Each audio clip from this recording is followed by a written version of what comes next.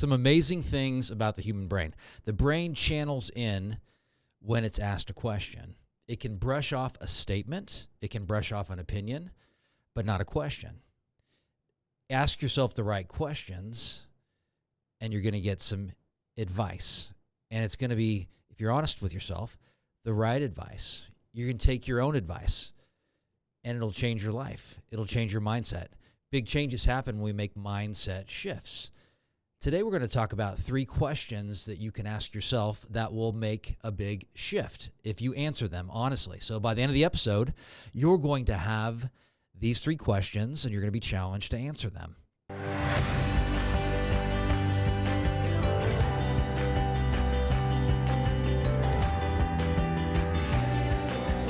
So welcome to the Decide Your Legacy podcast. I'm your host, Adam Gragg. I'm a coach and a family therapist, founder of Decide Your Legacy in 2012, and we help leaders and their teams face the issues that they're avoiding. Why? So they can take productive action and they can make progress that sticks, long-term change. And from my point of view, everyone's a leader. You influence your neighbor, you influence your friends, you have influence over your family. Leadership is influence. This episode was inspired by an episode that I did about 5 weeks ago with Nick Bertram, and it was on journaling. And also another podcast, which I did with Ben Hutton on gratitude. And both of those helped me think that, and I need to address, well, what kind of questions can we channel to give ourselves gratitude and to give ourselves insight? So check out those episodes. It was also inspired by my friend Doug, who is, at least I believe, turning 40 very soon. And Doug is a guy who has asked me some hard questions that I didn't want to hear and I didn't want to answer. And that's what happens. When I'm in a bad spot, not a healthy place, I get defensive and I'll even perceive that I'm being interrogated when actually there are people trying to get me to think. And thinking is good for me. And I appreciate and admire that quality in Doug. So first question is, drumroll. So first question is, what do I want? That's a great question because it starts to inspire a vision. It's telling you the truth about your situation. It's showing you insight into what you don't want. But first and foremost, it's helping you aim. It's helping you know what direction to aim in because it's illuminating a path towards a place that you really want to go. So a variant of that is you can describe your life in a year in detail, ideally in a year, 3 years, 5 years, 10 years. I like the basic question, what do I want? And then you identify what you want. So you want, hopefully, health and healthy relationships, and you want success and whatever that definition of success is for you. But identify that. What do I want? So I know for me, at times, I don't want to answer that question because it's showing me incongruency and misalignment in my life based on the decisions that I'm making today. And that's challenging. That's why I get defensive when people ask me those similar types of questions. I can tell you right now that some things that as I journaled on this question this morning, I wrote that I want to continue to find who's in my life, which is a concept I learned from Strategic Coach. So who, not how. You want to find people to delegate to that you trust and build relationships with. I want help with carrying the load. I want help. I want freedom. I want to have freedom of my time. I want to have healthy relationships, even healthier than I have now. I want better health. I want to achieve big goals in my life. I want to get up early or in the morning. I want to go to bed on time. So just those little insights, as I'm honest with myself, will help me to orient myself in a better direction. So the second question is, this is potentially my favorite question that I would say it is my favorite question. All right. So there's such a big mindset shift when you answer this question. And so it's how would I be different?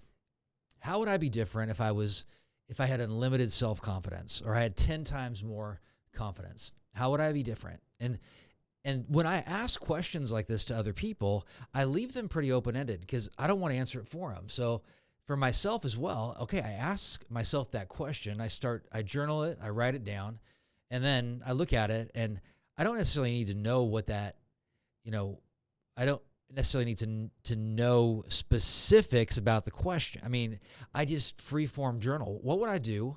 How would I act? How would I feel? How would I behave? How would people view me, my behaviors differently than they do today? What would they see me do differently if I just had this sense of not arrogance, but confidence that was unlimited? And as you take the time to step back and think about that and you journal your answers, you're going to see you're a different person, and there's misalignment. It's going to give you more information in areas of your life where you're misaligned as well. And it'll challenge you to change some things in your life, because as I looked at this, and I did answer these questions this morning preparing, I shared that if I had unlimited confidence, people externally, they would notice me letting go more. They'd notice me laughing more. They'd notice me being present more, not distracted. They'd notice that when I'm interacting with them, I'm paying attention to them. And they'd also notice that I let go, that I try new things, that I'm willing to get things done and ship when it's imperfect, that I have more energy, that I'm spontaneous, which I know I am more spontaneous when I'm more confident. They would notice that I take relational risks more. And I'm feeling fairly confident today, actually. I'm not feeling insecure, but this still stretches me because I'm not at the point where I have unlimited self-confidence. That's never reality, but it's getting you to dream.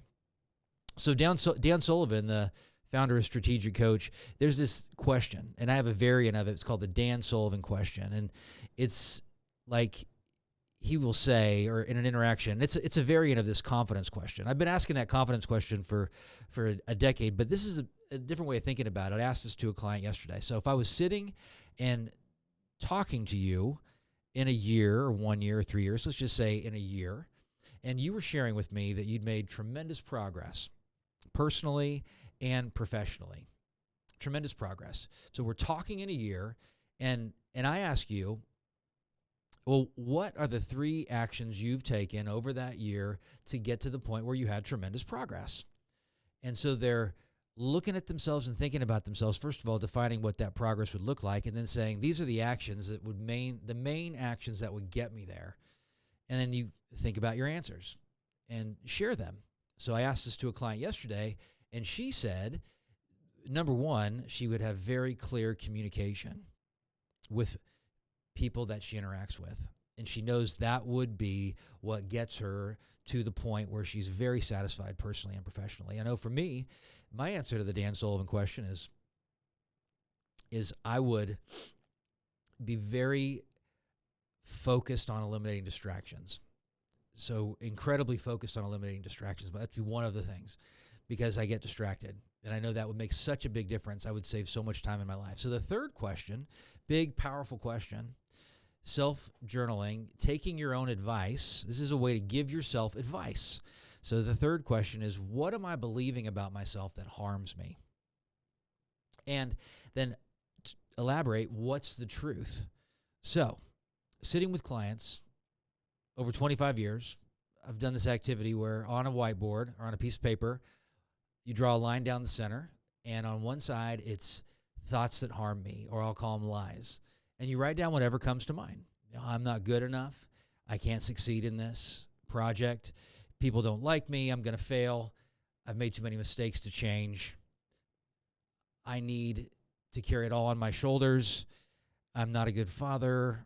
I'm a perfect father. I mean, it could be a variety of things, so, but those are all you're identifying at a gut level that they're not true and they're impacting you.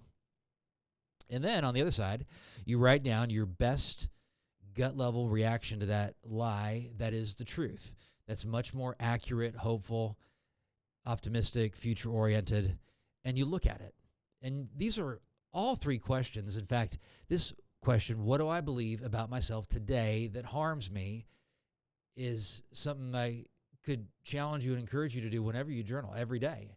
What do I believe about myself? And so for me, like, the things that came up relate to, well, I don't really want to admit it, but like, I'll never have, this is just a thought. I'm not saying this is true whatsoever, but the thought was, I won't find a healthy romantic relationship. Like that won't happen for me. And I've failed at things in the past, so this next project's going to fail because I'm working on a couple big projects right now.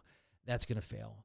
And I'll never be great at delegating. That's another thought that I've had. So if I look at that on paper, asking myself these questions, and that's what journaling is, and giving myself an honest answer, I can see that none of these things are true. They're not based on evidence. They're just feelings that I have. So I'm giving myself power. I'm giving myself advice, which is super exciting. So if you found this content helpful and you want to really get to a place where you can step back and give yourself your own advice and answer questions like this, but just get to a much healthier place with your confidence, hit the link to Shatterproof Yourself Light. Go through this little mini course that we put together. There's a 4-page worksheet. You answer the questions, you watch the content, and it's going to really help you. You got to go through the whole thing. It's free. It's not going to cost you anything except your time and your energy, and you're going to find that it's going to give you 10 times the results if you go through it. So answering questions, as I look back on the lowest points in my life to when I've struggled with depression and anxiety and lack of hope. So when I was grieving the losses in my life, one of the only things that gave me hope was that I could sit down with my journal and I could do my best to focus and I could answer questions that could help me to focus on the right things. So that's when I went and did the daily action worksheet. And that's when I would answer journaling prompts. That's when I would start to write down the truth about these lies that I was believing and look at them in a form that at least at some level would start to sink into my heart and give me hope and give me energy to keep pushing forward in my life. It's going to do the same for you. Answer these 3 questions, and you're going to start taking your own advice as well. So let me review them really quick. So first question is, what do I want? Second question is, how would I act if I was 10 times more confident? And the third question is, what am I believing about myself that harms me? What insights have you gained from listening to this episode today? I want you to take an action and commit, because 80% of making a life behavioral transformation is action. 20% is insight. Anyone can listen to this podcast, but the brave and courageous, they take action. Take action. Follow me in the Decide Your Legacy podcast. Check out these other podcast episodes that I mentioned at the beginning of this episode. And I want to share with you that to decide anything means you are eliminating other options. Your legacy is the impact that your life, your very valuable life, your very one life, and short life, it's the value, the impact that life has on other people. There's no positive change until you decide to change. Your legacy actually depends on it. I'm going to close today the way I always do. Live the life today you want to be remembered for 10 years after you're gone. You decide your legacy, nobody else. I appreciate you greatly, and I'll see you next time.